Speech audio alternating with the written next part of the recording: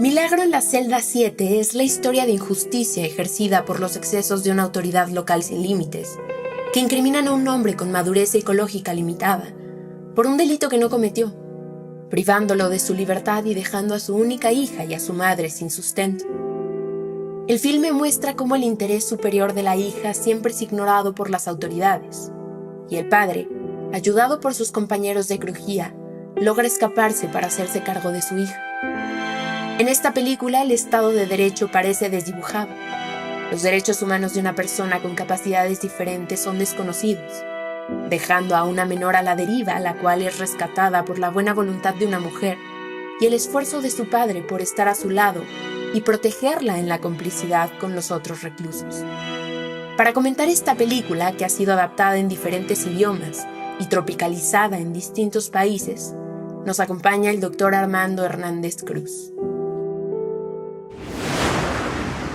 Bienvenidas, bienvenidos a una emisión más de Cultura al Derecho. El día de hoy vamos a hablar sobre el Milagro de la celda 7, una película conmovedora que nos lleva a la reflexión sobre la relación entre un padre y un hijo, sobre todo, pero también la situación en la que él se encuentra, que tiene una discapacidad, y cómo la justicia, a veces justicia entre comillas me atrevería a decir, no llega para todos, incluso en aquellos que se encuentran en un contexto de situación de vulnerabilidad. Y para ello me acompaña un hombre que se ha dedicado mucho en el tema de los derechos humanos, en temas electorales, ha recorrido varias áreas y que además siempre se anda preocupando por su preparación y por su formación, mi querido amigo el doctor Armando Hernández. Muchas gracias, Diego, un gusto estar aquí contigo. Al contrario, muchas gracias por acompañarnos y platícanos, entender por qué escogiste esta película. Y yo recuerdo en algún examen profesional que estuve contigo que platicábamos sobre las discapacidades. Entonces, ¿qué es la discapacidad? ¿Qué podemos entender de una persona con discapacidad? Y las distintas discapacidades que pueden tener una persona, ¿no? El análisis concreto de esta película desde el punto de vista jurídico y de derechos humanos implica verificar cómo se dan las condiciones del sistema penitenciario, precisamente el eje que manejabas de justicia, pero el eje de derechos humanos también, por supuesto, el respeto a los derechos humanos en el debido proceso y en los centros de reclusión penitenciaria, pero con una condición particular, como bien lo decías, ¿no? La condición de discapacidad que presenta el protagonista de la película, y en este caso se presenta una discapacidad intelectual. Hay distintos tipos de discapacidad. La discapacidad en sí misma constituye todo aquello que impone una barrera a las personas para desarrollarse normalmente, digamos, en el ámbito social. Las discapacidades pueden ser de carácter físico, una discapacidad motriz, por ejemplo, que es lo más común, o lo más conocido, digamos, lo más visible. La discapacidad sensorial, la pérdida de alguno de los sentidos, la vista, el sonido auditivo, etcétera. Y discapacidades también de carácter intelectual, como la que se aprecia en la película, que son muchas veces discriminadas como condiciones históricamente a lo largo de siglos, que se les dice a las personas tontas, o retrasadas, ese tipo de calificativos inadecuados para expresarse, para referirse a estas personas. Y también existen discapacidades de tipo psicosocial, que son las más invisibles, discapacidades que imponen barreras a las personas, pero que no se notan, que pueden pasar desapercibidas, y entonces es necesario también visibilizarlas. En este caso, creo que es importante relacionar cómo en el tema del debido proceso se juzga a una persona con una evidente condición de discapacidad bajo los parámetros, digamos, normales o regulares con los que se juzgaría a cualquier persona. Claro. Lo cual ya es en sí mismo una violación a la Convención de los Derechos de las Personas con Discapacidad. La cuestión penitenciaria en sí misma, pues siempre refleja en cualquier país del mundo problemáticas que tienen que ver con la manera en que se da el tratamiento a las personas privadas de su libertad. Y en particular en el caso de la película nos referimos al Estado de Turquía, en donde además, según se refiere en la propia historia, en 1984 se abolió la pena de muerte en el Estado turco, es decir, un año después de los sucesos que ahí se narran, y que además pues presenta una serie de dificultades en sí misma, que en la misma trama se observa cómo hay un problema con el debido proceso. Esta persona es juzgada y sentenciada de manera rápida, sin derecho a su defensa, sin un debido proceso. Y decía yo, insisto, más allá de eso, el tema de su condición de discapacidad debió haber formado parte, como podría formar parte en cualquier juicio. Claro. Como la Corte Mexicana tiene un protocolo para juzgar cuando se trata de personas con discapacidad, y este tipo de elementos pues deben ser, o sea, resaltan o saltan a la vista en esta cinta, en esta película. Hay una parte que ya nos mencionaste, incluso esta discapacidad que tiene Memo, el protagonista de la película, pero también hay, platicando sobre estos temas que ya lo hemos conversado, las discapacidades no son individuales, es decir, no es del individuo como tal, de las condiciones que tiene físicas, sensoriales, sociales, incluso intelectuales, sino a veces las discapacidades son sociales, son de la sociedad, que no nos adaptamos o no estamos generando los procesos de adaptación. ¿Cuál es la responsabilidad de la sociedad por un lado, pero también del gobierno de generar estos mecanismos de accesibilidad para las personas con discapacidad? Es sumamente importante. Decía yo, en el debido proceso es necesario juzgar con perspectiva a las personas con discapacidad. En la parte de los centros penitenciarios es importante también que haya medidas específicas, porque este personaje lo ponen en una celda con personas que, digamos, se desenvuelven de manera regular, que además tienen problemas de comportamiento social. Entonces, efectivamente, como tú bien lo señalas, los temas de discapacidad, primero imponen una barrera a la persona que tiene la condición de discapacidad, pero es una problemática social, porque el entorno ha sido construido en función de los intereses y de la visión de las personas sin discapacidad. Y entonces, por eso entra en la Convención de los Derechos de las Personas con Discapacidad un concepto central, el de ajustes razonables.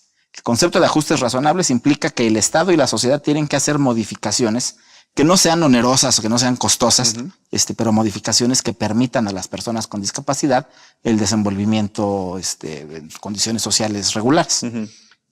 Una de los ajustes razonables, una de las medidas más conocidas como ajustes razonables es la de accesibilidad y el diseño universal, por ejemplo. Es decir, que desde que se construyen edificios, se construyan con rampas y espacios físicos para las personas con discapacidad motriz.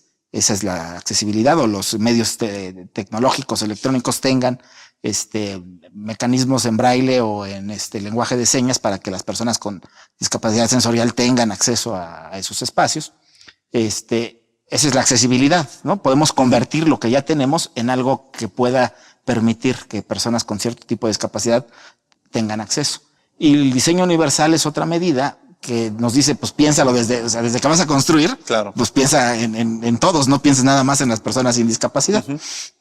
Pero esos ajustes razonables solamente se refieren a personas con discapacidad motriz, sensorial, pero personas con discapacidad intelectual o psicosocial requieren otro tipo de ajustes razonables que también el Estado debe, y está obligado, los estados que forman parte de la Convención de los Derechos de las Personas con Discapacidad están obligados a implementar otro tipo de medidas. En el caso de México, me gustaría llevarlo para acá en el caso jurisdiccional y no jurisdiccional, algunos ejemplos que nos quieras llevar de la mano de la evolución que hemos tenido en concientizarnos en los temas, en este tipo de temas. Se dice mucho que la Corte ha avanzado en los temas de discapacidad. Yo respeto todas las posiciones, por supuesto, pero hay una sentencia paradigmática de 2012, el caso de Ricardo Adair Coronel, que tiene una condición de síndrome de Asperger, y la Corte decide darle un tratamiento como si fuera una discapacidad intelectual y le emite una sentencia en lenguaje, lo dice la Corte, como para un niño de 6 años. Y le trata de explicar la sentencia. Yo conozco a Ricardo Adair Coronel, él padece síndrome de Asperger, al igual que yo, y su discapacidad no es una discapacidad intelectual. Él entiende perfectamente, no necesita que le expliquen como un niño de 6 años. Yo creo que la Corte debió en esa sentencia paradigmática haber profundizado un poco más en la condición de discapacidad que padece Ricardo. Y no era necesario darle ese tratamiento como si fuera discapacidad intelectual. Entonces yo creo que hace falta mucho, la verdad hace falta mucho por estudiar, por conocer. No hay en México muchos especialistas. Bueno, por ejemplo, desde el punto de vista no jurisdiccional, la CNDH tiene un área específica para atender quejas relacionadas con temas de discapacidad. Pero yo creo que hace falta mucho teorizar, aprender, conocer, difundir la convención y que además vuelva una realidad y que se apliquen todo tipo de ajustes razonables, no solo medidas de accesibilidad, que también son importantes, pero no son suficientes. Claro. Bueno, vamos a un corte y regresamos. Estamos en Cultura del Derecho. No se vayan.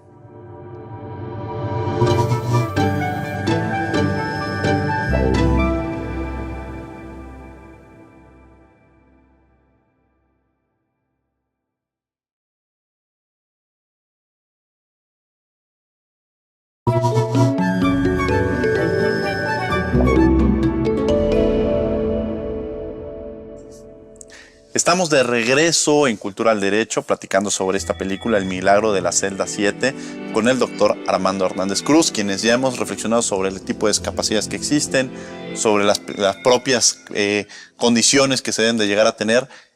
Otro elemento importante son los centros penitenciarios, este trato, esta situación en la que se encuentran. ¿Cuáles las dificultades a las que se pueden llegar a enfrentar cuando se está en un sistema penitenciario, si hay una separación o se encuentran dentro de toda la comunidad? O sea, estas características, llevándolo a México, ¿no? Este contexto que se puede llegar a tener. Yo creo que en todo el mundo hay una disposición penitenciaria única. La única división es entre hombres y mujeres. Pero en lo que se refiere a personas con discapacidad, las medidas que se tienen que tomar específicamente para atender los distintos casos de discapacidad son escasas, casi nulas. Habrá, por ejemplo, rampas de accesibilidad para una persona privada de su libertad en silla de ruedas, quizá, para personas débiles visuales o para personas ciegas.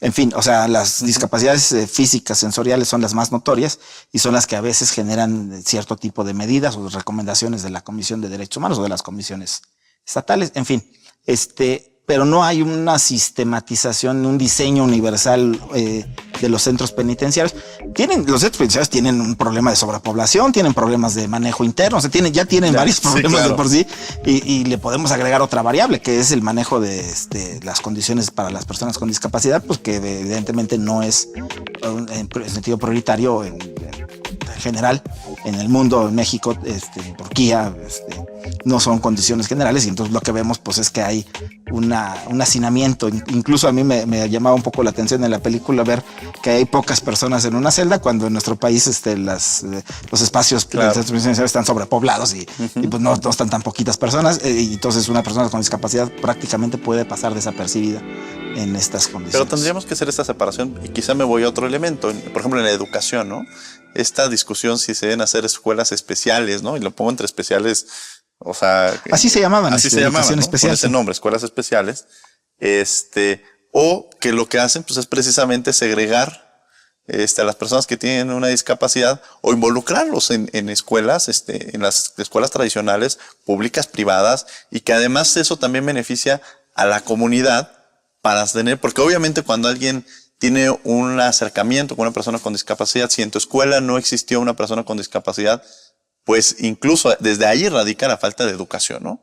Entonces, ¿qué tan convenientes son estas escuelas? Y regresando también a esta figura, empezar a hacer esta segregación, ¿no? Es muy parecido, digamos, el manejo de centros penitenciarios, podríamos compararlo con el modelo educativo, ¿no? Teníamos en la Constitución y en la ley antes de la reforma educativa el tema de educación especial, es decir, escuelas donde se brindara una atención especializada con maestros que saben y conocen cómo manejar las condiciones de discapacidad, y luego se transforma ahora el modelo actual de educación inclusiva, en donde nos dicen, pues si las personas con discapacidad van a convivir en la calle con el resto de la sociedad, claro, ¿para qué los segregas? Bueno, ¿y qué pasa? Pues que entonces metes a niños con discapacidad en la escuela regular y los profesores no están capacitados y los alumnos, el ambiente no es propicio para su desempeño, para su desarrollo, para su desenvolvimiento, y puede generar más problemas. Entonces esa disyuntiva es materia de discusión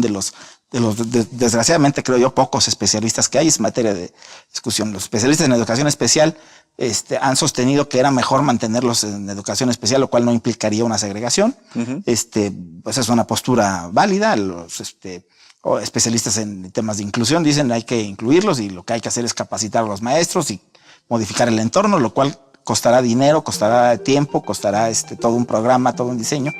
que se tendrá que aplicar, que ese modelo se llama educación inclusiva y que pues me parece que no está avanzando muy rápidamente y podrá llevar muchos años.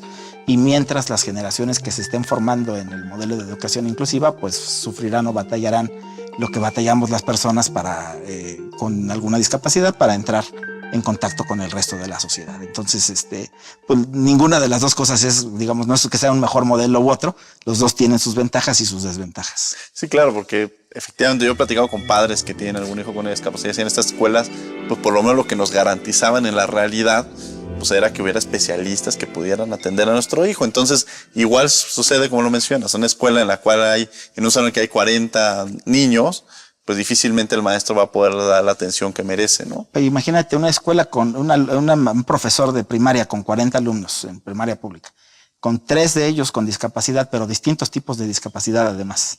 Uno con discapacidad sensorial, otro motriz y otro psicosocial o intelectual. O sea, esto realmente complejiza la atención particular que se requiere para ayudarle a la persona con discapacidad a superar las barreras sociales, que es de lo que se tratan los ajustes razonables. ¿Qué otros elementos rescataríamos de esta película que nos traes al programa, Armando? Yo decía, primero el tema de justicia, debido proceso y derechos humanos. Es un elemento central, creo yo, que es notorio en toda la trama. Al final, parecen sugerirnos que cuando la justicia no llega por parte del Estado, pues los hombres pueden hacer justicia por su cuenta, ¿no? Y eso pues es una sugerencia grave, una sugerencia que va más allá de lo que concebimos como Estado de Derecho y la visión del abogado social es hacer justicia, pero ¿qué es la justicia?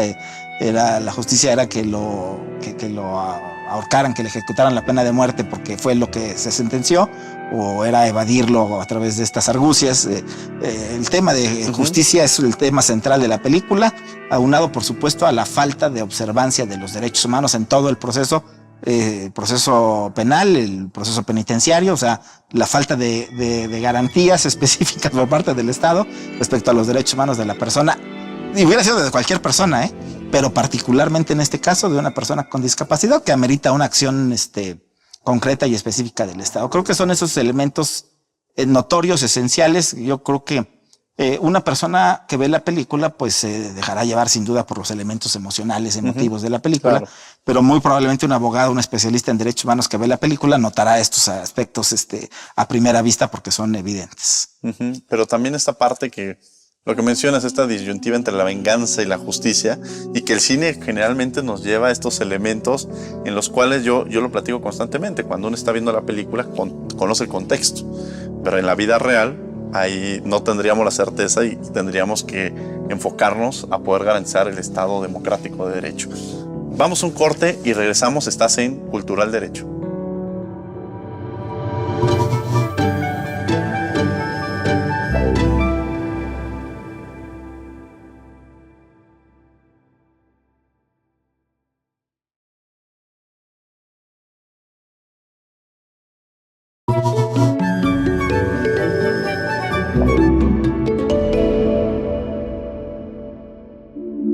Un controvertido debate entre las teorías de la cognición tuvo que transcurrir por casi 4 décadas hasta que el autismo fue incorporado a los manuales diagnósticos. En 1988 fue necesario contar la historia de Raymond Babbitt en la película Rain Man, protagonizada por Dustin Hoffman, para que el mundo científico no especializado pudiera volver a ver cómo se veía el autismo. Esto sirvió para que profesionales basaran sus diagnósticos en criterios más amplios e inclusivos propuestos por Lorna Wing y Judy Gold años antes, y como lo había propuesto desde 1944 Hans Asperger, lo cual permitió evidenciar lo común de esta condición en la humanidad. El mundo está por adoptar una visión crucial para el autismo como una neurodiversidad. Esta se expresa en una mezcla de dones expandidos y discapacidades que siempre han estado presentes en la sociedad, como el científico socialmente incómodo o el profesor despistado. El mismo Asperger se atrevió a decir que para tener éxito en la ciencia o el arte es necesario una pizca de autismo.